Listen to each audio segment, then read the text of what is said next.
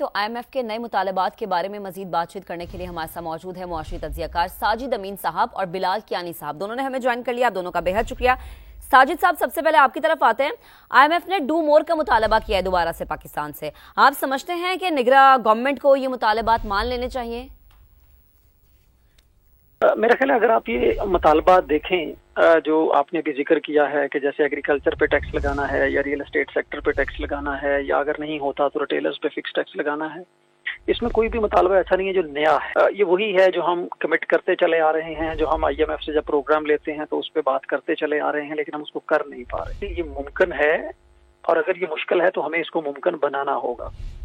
کوئی بھی ملک جو ہے وہ ایک چھوٹے سے ٹیکس نیٹ بیس پہ نہیں چل سکتا. لیس دین 1% اگر لوگ ٹیکس دیتے ہیں تو وہ اس سے ملک نہیں چل سکتا. جیسے ایگریکلچر ٹیکس میں ہے, مجھے لگتا ہے اس میں پرابلم تب آتی ہے جب آپ اس کو سیکٹر وائز دیکھتے ہیں کہ یہ ایگریکلچر کا ٹیکس ہے, یہ فلاں کا ٹیکس ہے, یہ فلاں کا ٹیکس ہے.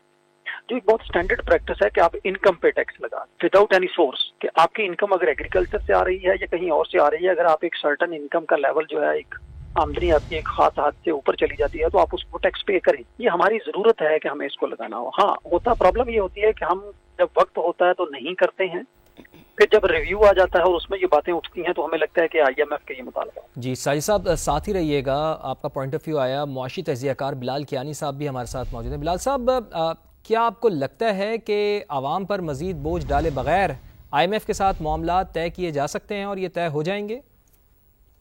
سب سے پہلے تو جی آپ جیسے کہ جانتے ہیں آئی ایم ایف کا جو اسٹینڈ بائی ارینجمنٹ ہے جس کے نتیجے میں ہمارے استحکام آیا تھا, میکرو اکنامک اسٹیبلٹی آئی تھی اور فارن ایکسچینج ریزروز کو خاص طور پہ جو ہے استحکام ملا تھا. یقیناً جب ریویو ہوتا ہے تو اس ٹائم پہ جو اہداف یا جو ٹارگیٹس اگری ہوئے ہوتے ہیں تو انہی کا ہی ریویو ہوتا ہے. حکومت کی کوشش رہنی چاہیے کہ جو ٹیکس ٹارگیٹس ہیں ان کو وہ فلفل کریں اور جہاں پہ کمی ہے اس کو پورا کریں.